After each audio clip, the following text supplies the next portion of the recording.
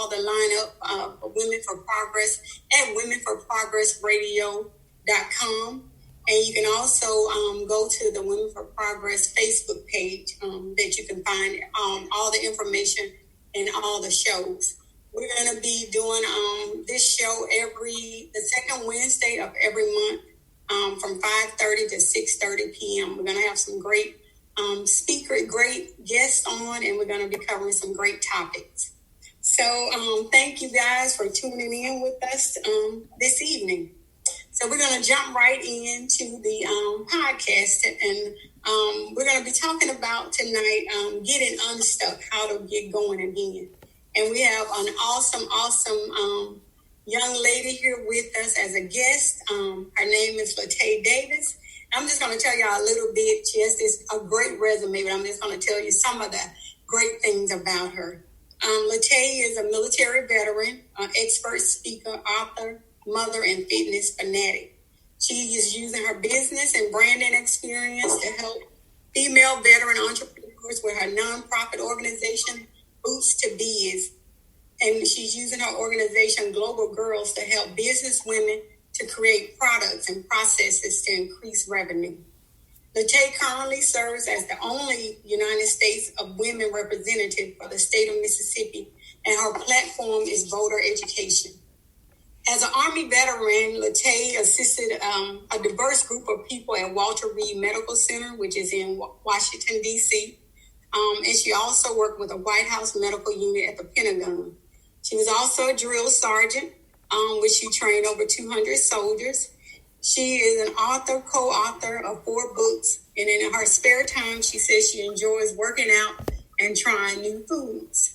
And she believes anything can be solved over red velvet cake and sweet tea. Come on now. Please welcome Latay to our guest panel. You know, people get quiet when they start eating on some good cake now. Everything get quiet. And you know it's a Southern thing when you say sweet tea. Come on now. We gotta have a tea and everybody judging, okay? This is true. True. Thank you so much, Gary. Thank you, Sharita. I'm so grateful to be on, and congratulations to the both of y'all. This is important. This is good. This is God right here. So good. Thank you. So we're going to just kind of jump right into it. Like I said, we're going to be talking about tonight getting unstuck and how do you get going again. So we know that probably most of us in our life at some point in time have felt stuck, whether it was in our personal life, in our careers, in our spiritual growth, even in our relationships, our friendships, romantic ships, as you would say, intimate relationships. We've all felt stuck at some time. So, and there's so much going on around the world right now. We know that we have the pandemic, we have, racial tension going on. There's things that, politics and, people losing their jobs. So there's a lot going on right now. And people are experiencing a feeling of being emotionally, physically, and mentally exhausted and overwhelmed. So that's one of the reasons that we wanted to bring this topic to the table at this time. So, Sharita, go ahead and ask a first question. All right. I want to start with it's very nice to meet you, Latay. You queen, yes. And based off your introduction, it's quite obvious that you wear a lot of hats. And from the looks of it, you wear them well, I must say. How do you manage to stay motivated during these challenging times and are able to maintain focus? I will tell you that the first thing is that God is so good. Because when I was sent this question, I said, okay, I'm going to be so transparent. I left the job in July of 2019, and I did not get another job until May of this year. So in that span of time, I was still struggling to kind of get the wheels going with my business. So I didn't have steady income coming in, right? But most people would not know that. They would not know that I didn't have steady income and that I was unemployed for over a year because, I didn't show that. And so I I hope y'all can still see me. Actually, it looks like just your picture that I see. Right. See, I got this message. I'm sorry, you guys. I got a message saying share my video. Not showing you?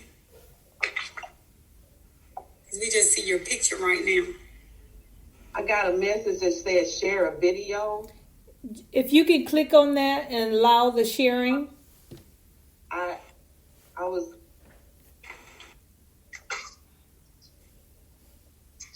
Or go down to your video and hit and make sure it's not. It has not. Your video is not muted. Make sure it's. We can see your video.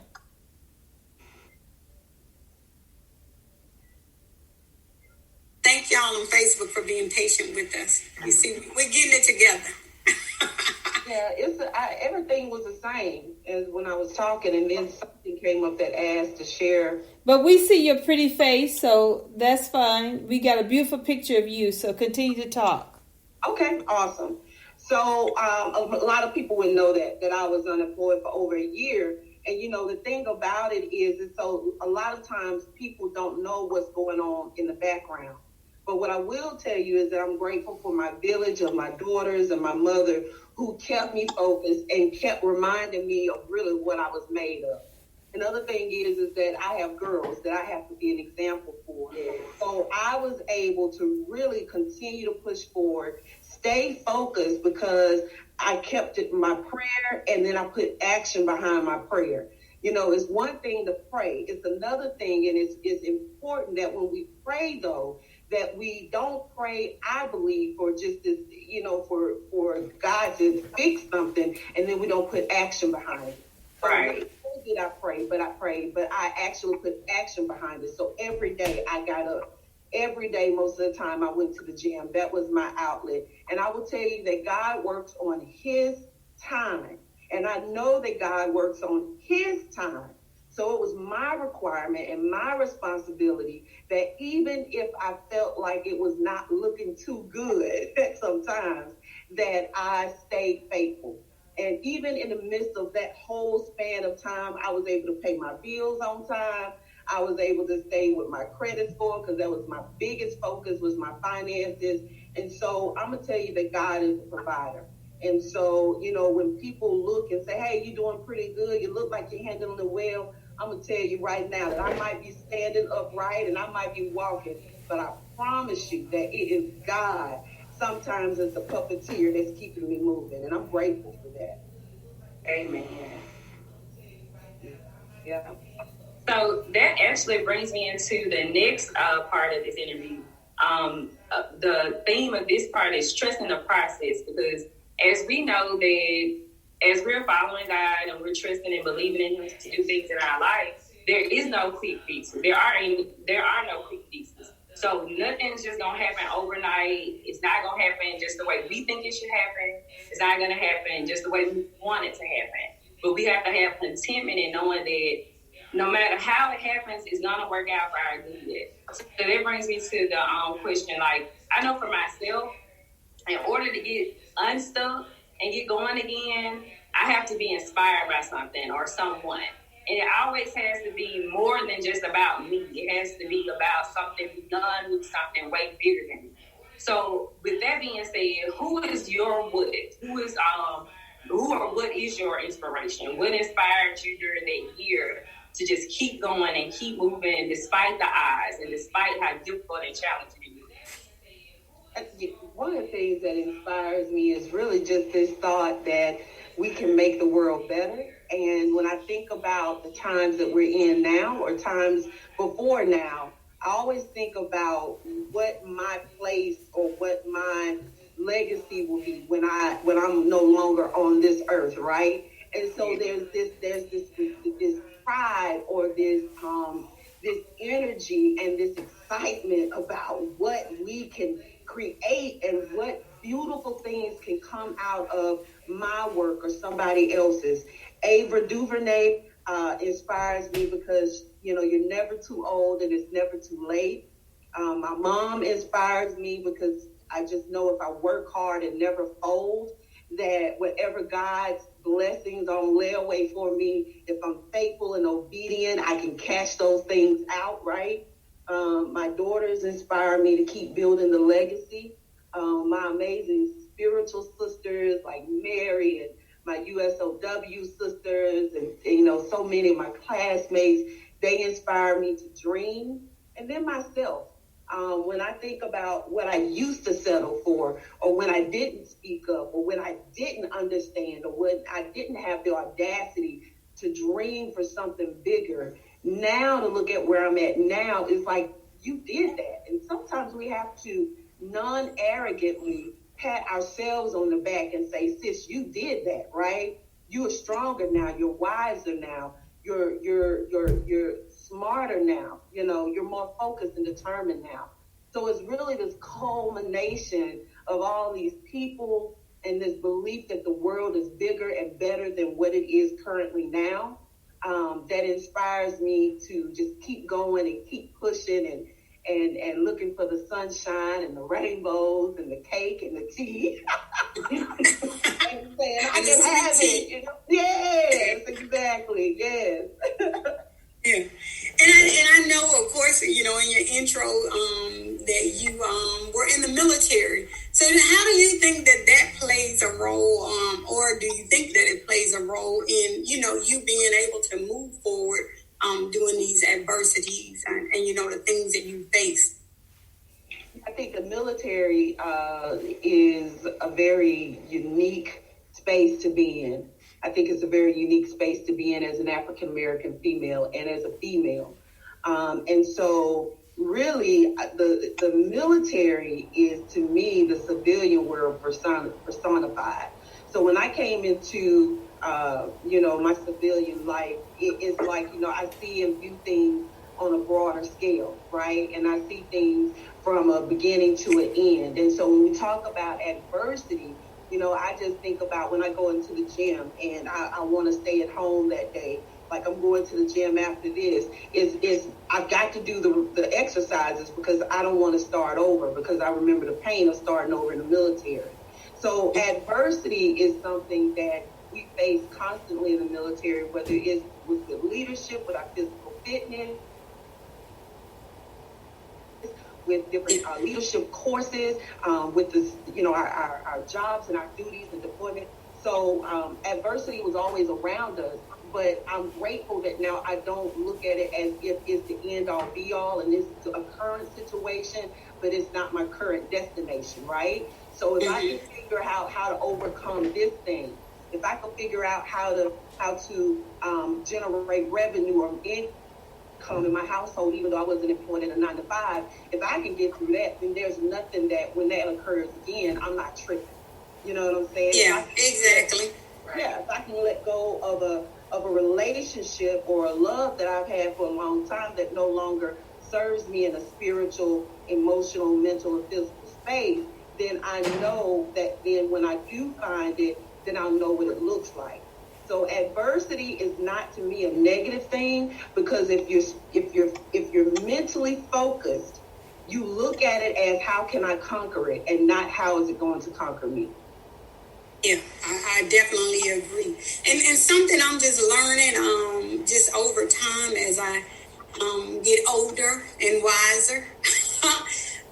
Whenever you're facing adversity or whenever you're facing a situation, like even where you're feeling stuck, you have to be intentional.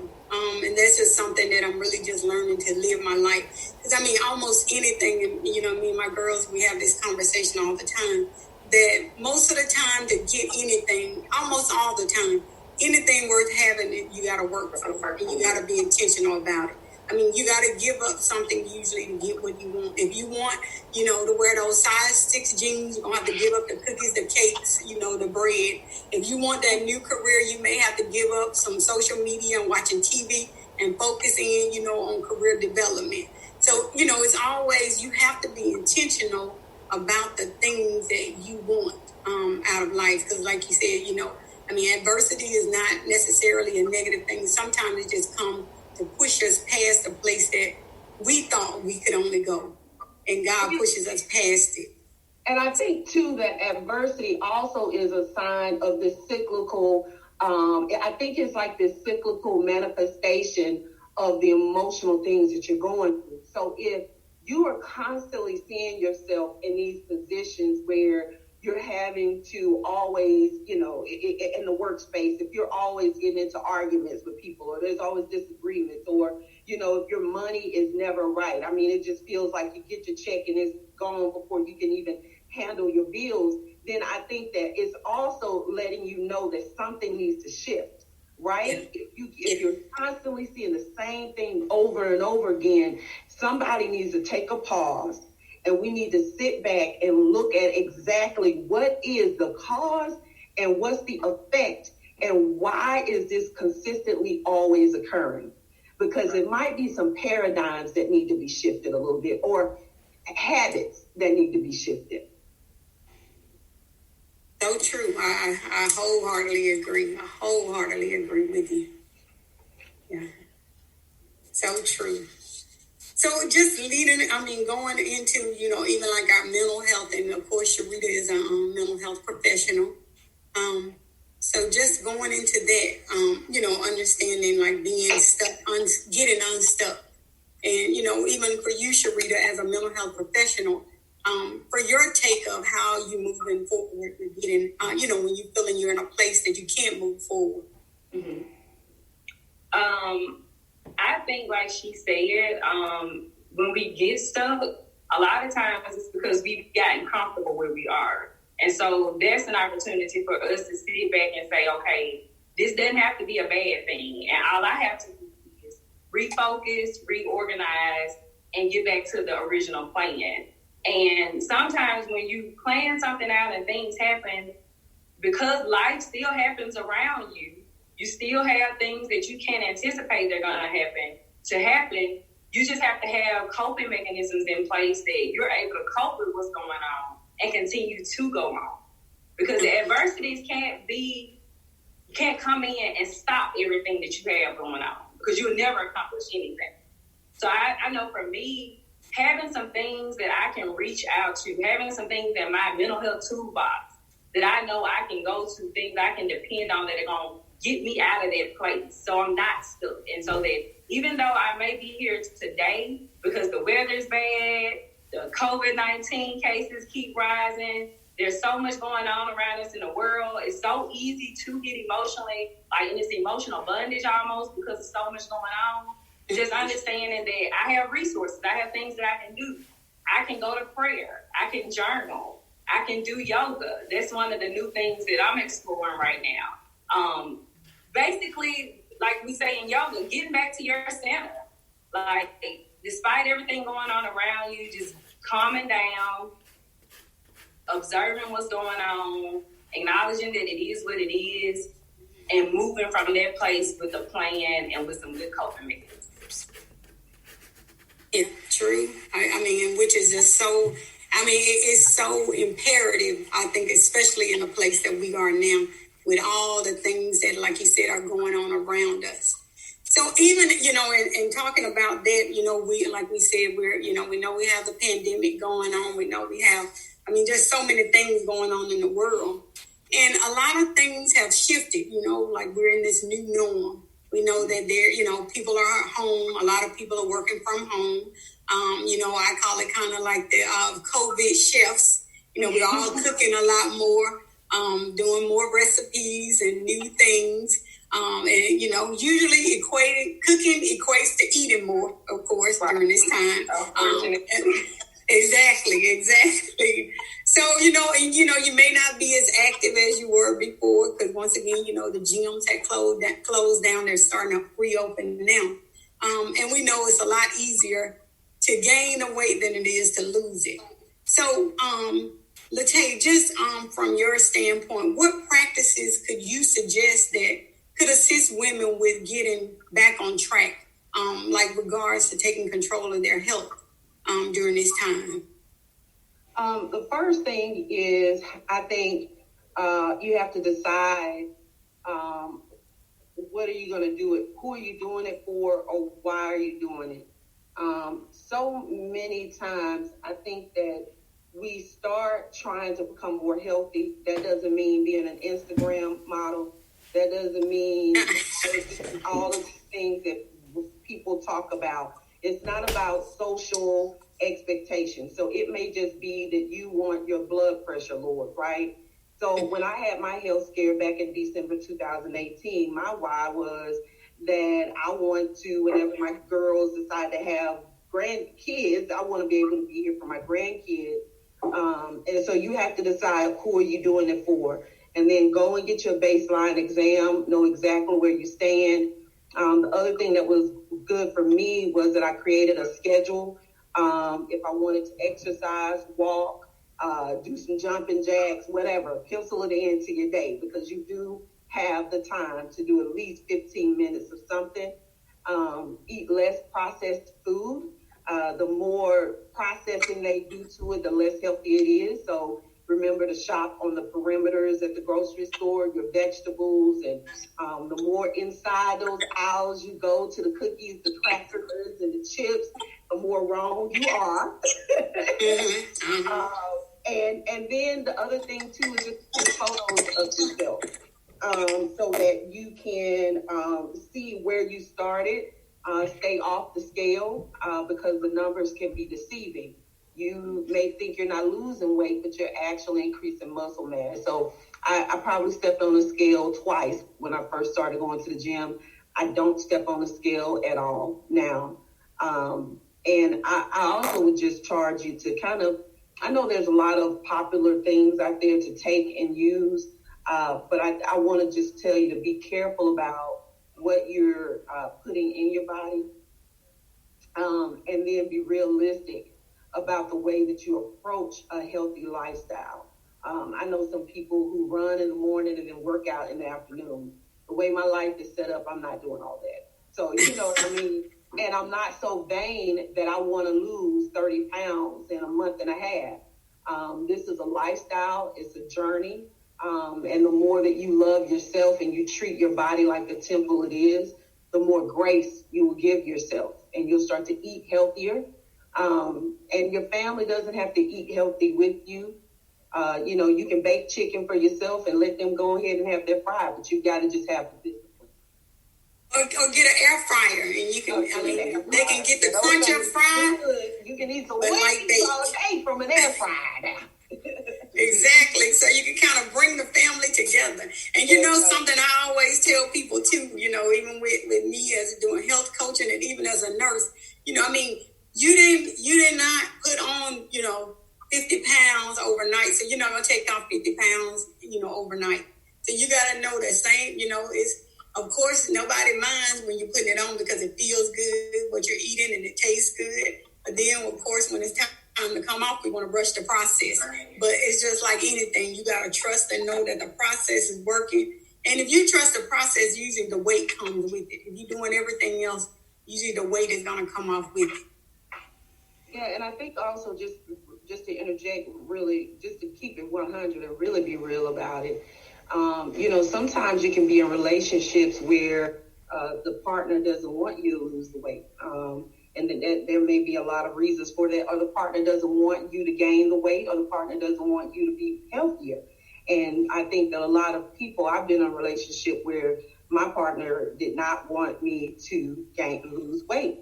And so when you have that kind of pushback, because there's something that you want for yourself, and maybe your partner is really adamant against you getting in the gym or eating healthier, that's where some discussion has to happen, because you cannot exist in a space where you feel like you're lacking, right? And so there has to be discussion about what that is, and that's just being real. A lot of women stop going to the gym because they start getting flack because they're in the gym, and people create a lot of reasons for why you shouldn't be in there.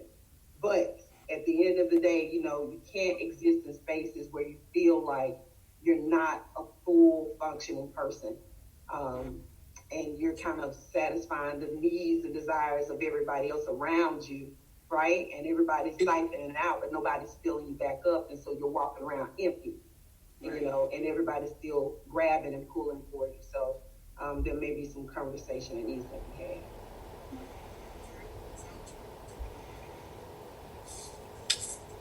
So before we get into the rest of the podcast and interview, I just want to welcome any new people that have come on the live and are watching the live.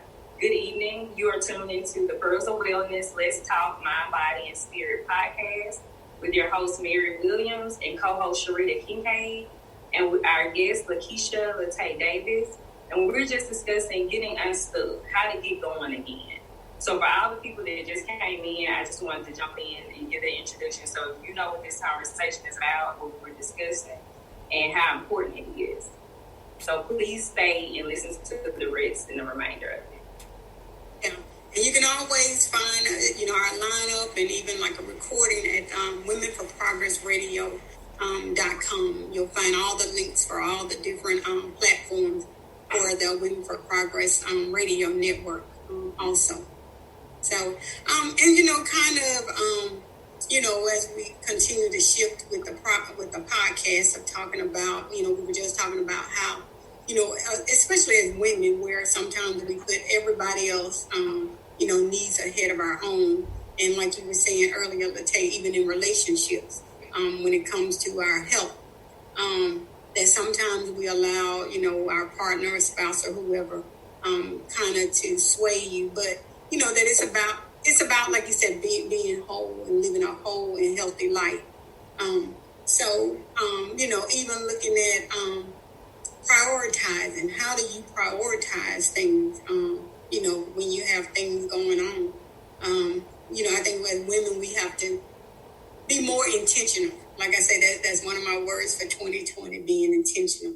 So I think we have to be more intentional a lot of times in what we want and how we show up in our own lives. Yes, yeah.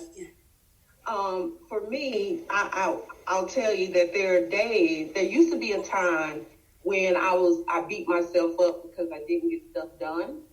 But I think that I beat myself up because I was in competition with other women and entrepreneurs and was trying to keep up with them, right? And so when you settle in your spirit that what is for you, and that you have to give yourself grace, then you don't lose your mind when things don't get done when they're supposed to get done.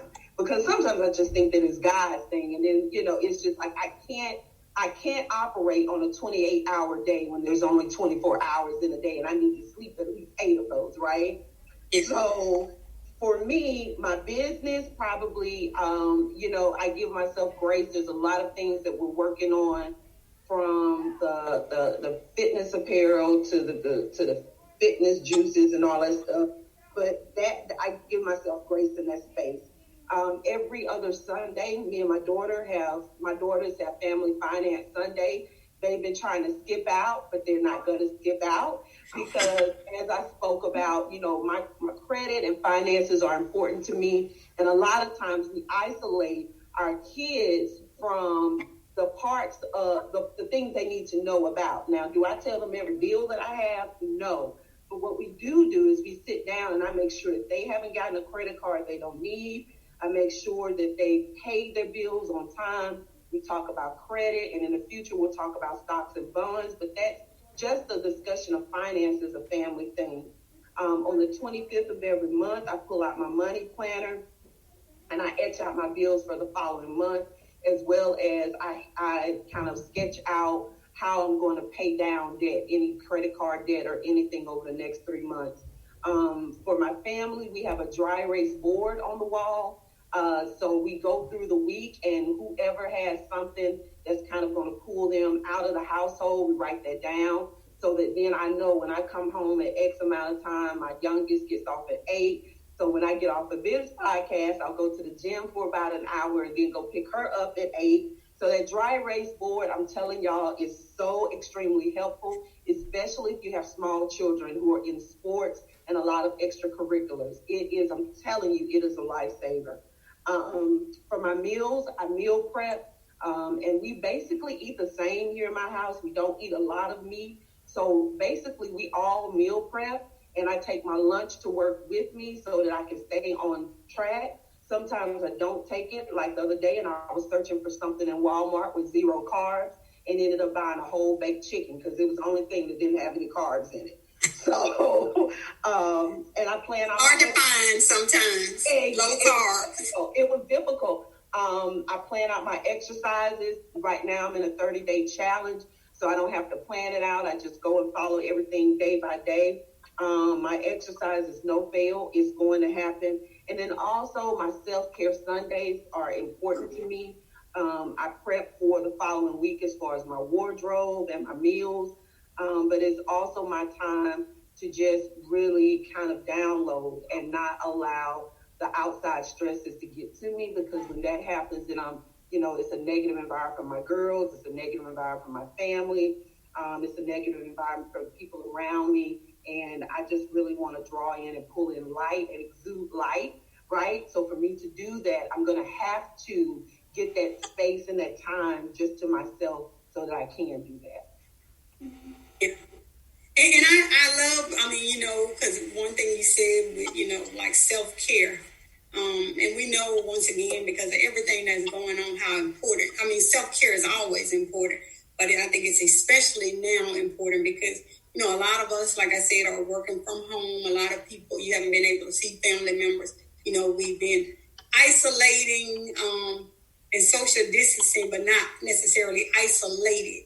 Right. But, we haven't been able to see people face to face and all, and, different things. So it's been really important to have self-care. So even when you spoke of that, and I heard you say, like, with your girls and your business, so do you with your household, do you let it be known, like, this is my time that I'm going to be doing these things? Because we know as women, sometimes we feel like, it's selfish to say that we're going to block off this amount of time. Because I was actually having this conversation yesterday with one of my friends, and she was talking about being a mom and how, sometimes she's just like, I need to have this time to myself. And then her little daughter is starting to say it. Like her little 5-year-old is starting to say, like, I just need time to myself. And she said she starts to feel guilty about it. So when you said, like, you like, okay, this is my time, this is the space that I'm going to take. Do you let your family know this is, where I can't do this, I can't do these things? And then do you feel like you're being selfish, or you feel any guilt from it? You know what? I don't, because everybody in my household is so busy. Everybody is so busy. I think it's rare, unless we all are sleeping a majority of the time, that all of us are in the household at the same time during just regular, movement hours, outside of sleeping hours. But the other thing too is that my daughters are entrepreneurs. So they understand about the whole, okay, I'm working on this podcast right now, or I'm trying to do some stuff, graphics on Canva or something like that. And then when it comes to the quiet time, we really like our space. My daughter, my youngest, is the queen of self-care. Like the bathroom, her and her products are like BFFs. Like she loves that stuff. And so we really like our own spaces anyway. So it's not, and I'm really glad about that. So I don't feel like I'm being selfish. They don't think I'm being selfish. I don't care if they're in their space, because if we all really want to talk, we'll just go in there and debo each other and be like, we want to talk. We want to watch a movie. You know what I'm saying? Yeah. But we all kind of have this same kind of rhythm and groove. So it's never that, it's never a time where I felt like I was being selfish in it. But it's easy for that to happen but my girls are older, they're 19 and 24. But when you got smaller kids, that's a little bit different. But I also think, like with the 5-year-old, it would be so cool, right? If mom would say, I just need some time to myself. And then her and baby girl would sit in the center of her floor with their pillows and just say, we're just going to sit here for a minute and just close our eyes and just do nothing. So she still gets her time, but her little girl is seeing that. And how dope is that for her to cultivate that kind of self-care, meditation, quiet time with her baby girl at such a young age. And then it's going to help her to also learn coping mechanisms too, right? When things get a little chaotic around her and loud and kids aren't really friendly and nice, she can just kind of say, you know what? I'm not going to engage whatever this is going on around me. Let me just sit here and get my own. Let me just get a little quiet time. Yeah. And I don't have small kids. I mean, I know Sharita does have, like a smaller daughter. So even with that, Sharita, like with you, with prioritizing and, with your time and self-care. Well, I know for me, early on, when I first had my baby, I would have those feelings of selfishness, and I always feel like everything I did had to include her. Everywhere I went, I had to include her. And I have to be honest, in that mindset, you lose so much of yourself. Because being a mother, even for you, Mary, being a wife, you still have to have some autonomy and some individuality. You're still somebody all on your own. And the reality is, one day, your children are going to grow up and they're going to have their own lives. They're going to have products and they're going to be in the bathroom trying to do makeup lives and focus on their skincare and everything else going on. So you have to get comfortable with having your own space and claiming your space, owning your space. And I know it does get to points where you feel like when you are doing a lot, like I know for me, I always say I have a lot of irons in the fire. I have a full-time job. I'm trying to start a practice. I have another business I'm involved in. Just being involved in so many different activities, you feel like you're giving too much out. But for me, after you learn how to organize things, and one thing that was really key with what Latay said was with your younger children, including them sometimes in your self-care, it makes a difference and it helps you to maintain that balance. Because I know for me, I always post on Saturdays and Sundays. Those are usually the days that I designate as self-care days. I try to make sure that both of those days, at least 1 hour of those days are designated to me doing something for my self-care. Whether it's my physical self-care, my mental health self-care, my spiritual self-care, I do something on those days. And so one thing that I recently started and got really involved in was yoga.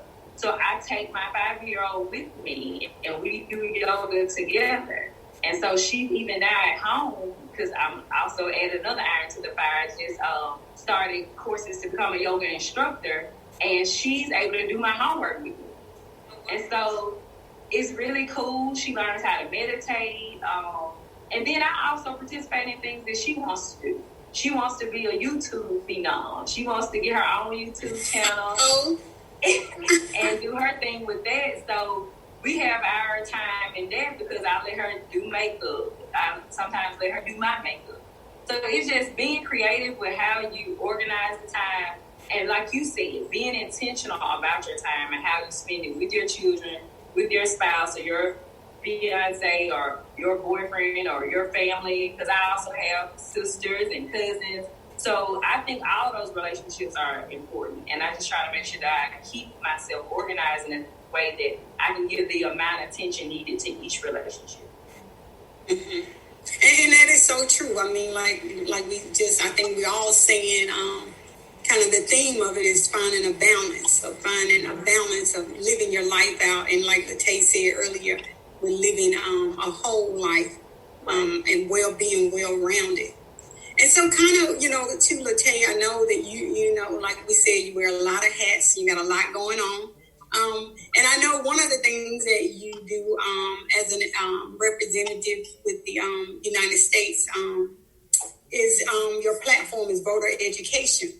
And of course, I know, we know where we are right now leading up in November to the election and even the things that are going on here in Mississippi. And I think that we forgot to tell people, you're in Meridian, Mississippi. So of course, you're a fellow Mississippian. But, so kind of tell us, what do you think, and, talking about being stuck, because we know we've gone through a lot of things here in Mississippi, and I often tell people, especially, like I sit on a lot of boards, like American Heart, the Stroke Society, and we're always at the top of the list for everything bad, and we're at the bottom of the list for everything good. So, just kind of even with politics, we know with the flag and everything. So where do you see us going, even as a state, collectively, in these next few months and few years. So with the United States of Women, it's a national platform which was really initiated with First Lady Michelle Obama in 2016 when she invited women from all over the country to meet with her, and women like Kerry Washington and other well-known women within various areas.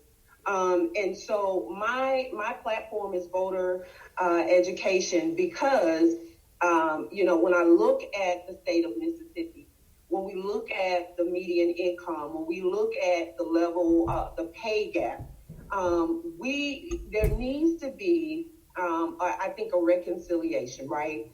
And so when we look at our state, and I think about the amount of technology, the amount of advances in technology, the amount of advances in equal rights to the LGBTQ community, or, to just these advances within disabilities and people of color, and just the way Americans live their lives.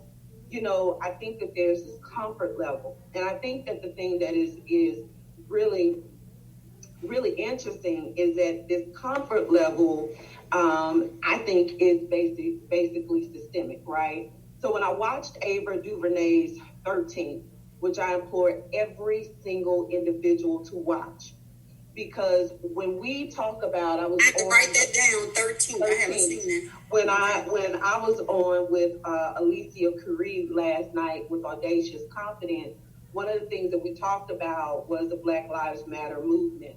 And so when we start talking about things such as, Black Lives Matter and then Black on Black crime, and what we don't recognize and what we really have to come to grips with is the systemic oppression of people of color in our country, right? And when you get into the South, I think it's even deeper, right? And so when we start talking about people of color who are becoming educated, women who are getting the degrees and still not being paid equal or even close to equal to their male counterparts, it is imperative that people vote. I know, I get it. You know what I'm saying? If you're comfortable in the position that you are in your life, I get it. But when we look at the Mississippi prison riots, when we look at those Mississippi prisons, and we look at the conditions that those prisoners were staying in, and then when I look at the number of people who went out and voted for our governor in this recent governor election, I was shocked that we actually saw what was going on in these Mississippi prisons, and we still didn't get up for our brother that's in prison. We didn't get up for our uncle, our father, our sister, our cousin, our neighbor, homeboy we grew up with. You still did not get up and vote. And so when we had Yandy Smith and the amazing Tamika Mallory come to Jackson, Mississippi to protest because of what they saw in the Mississippi prisons, and then Mississippians still did not show up to vote, then what I say to you is that it is unfair to the kids that will grow up after you. It is unfair to the folks who fought, lost their lives, were maimed, were killed before you. It is unfair to those young Black men who are still being hung in trees in 2020. It is absolutely unfair for you to sit at home and not exercise your silent, quiet, private right to stand in a booth and vote. But then you say police brutality. You get that out when you vote. You vote for your local leaders, you vote for your sheriff, you vote for some places, vote for their school superintendent. But you cannot sit and expect change and not get up and vote. And if you actually believe that your vote does not count, then you have been effectively brainwashed. Because the only reason folks in Georgia are sitting up here shutting down every other voter location and having 60,000 people vote at one voter location is because they understand that the vote is what stops the power. Power, position is seductive, right? People don't want to lose power, and they understand that your vote can stop that power. So So if you're sitting here saying that your vote doesn't count, then you've been brainwashed. And if your vote did not count, how dare you say your vote does not count when those folks walked across that bridge in Selma, Alabama, and they lost their lives to make sure that we could get there and walk where we wanted to walk, go where we wanted to go, and there were dead bodies on the ground fighting for our right to vote. If you are not going to vote, then I just say, then you are complicit in what it is that you cry about, that you share on social media, that you complain about. Let me tell you something. Your vote is all you have.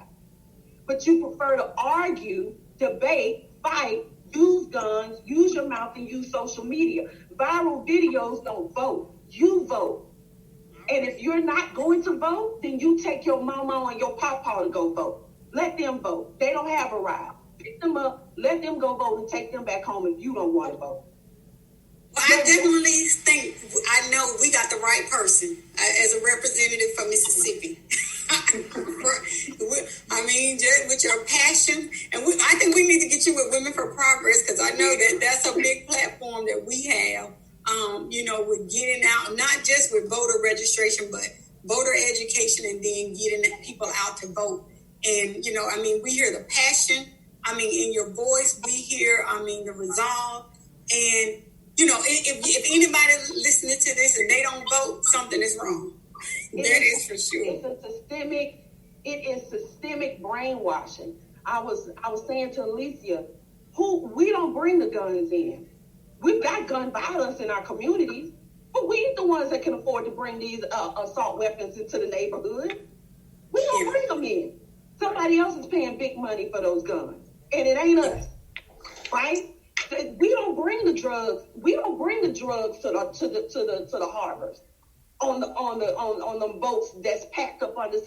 We don't bring that in. We don't have the money to do that, right? So we are the puppets, killing each other in our own neighborhoods.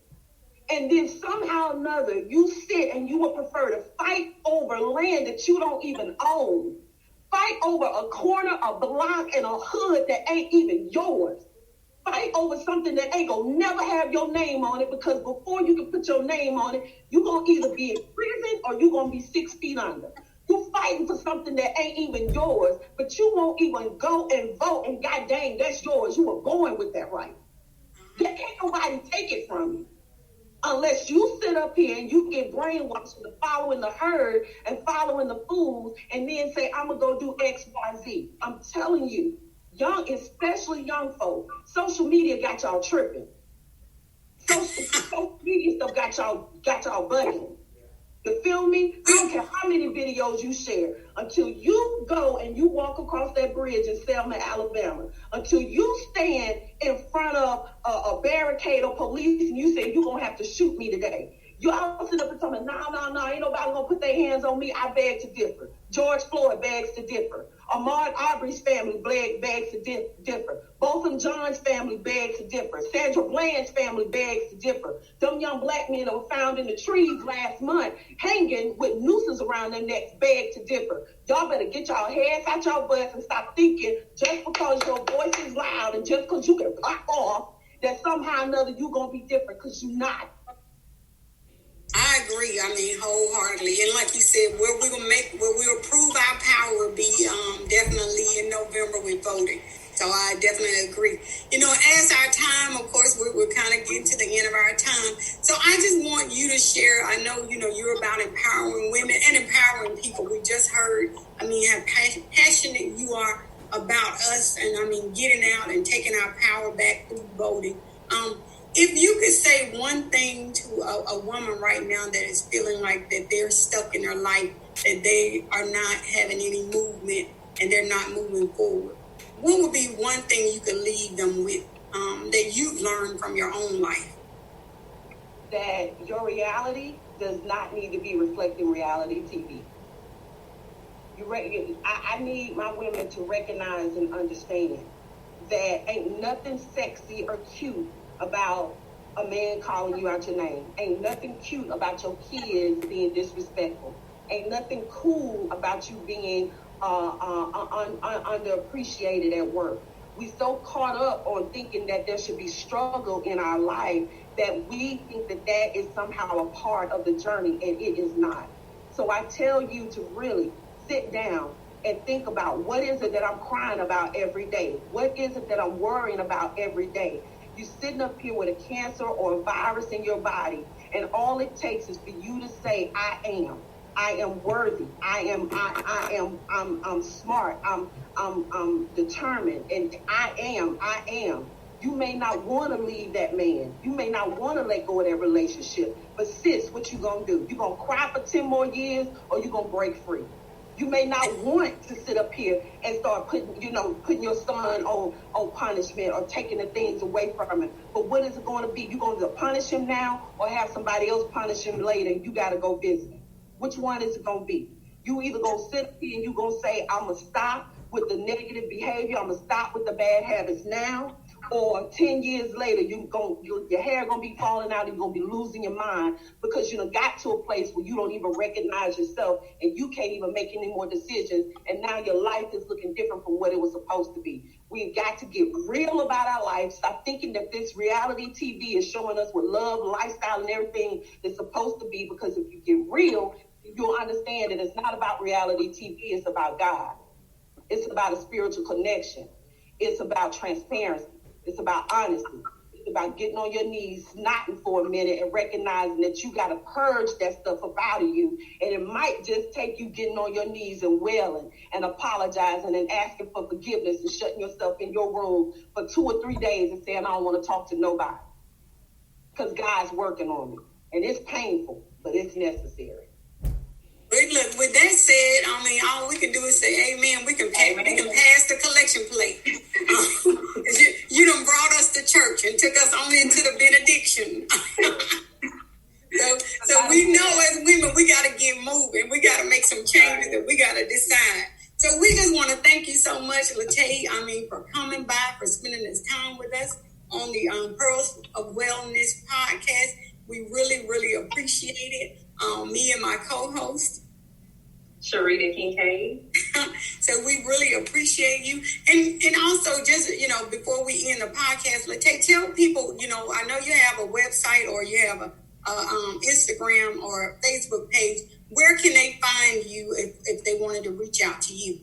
Absolutely. So on Instagram, I'm at I am Latay Davis, and there is a meditation challenge coming up this Saturday. Also at Body by Tay as well, because we're trying to get you fit, okay? My website is lataydavis.com, and I am on Facebook at the same name. DM me, holler at me, let me know what you need, sis. But I'm coming with the real and the truth. We about to transform. Ain't no 2020 vision. This stuff is a lifetime right here. All right. And we appreciate that. We appreciate the realness, and we appreciate, everything you brought to the table has been phenomenal.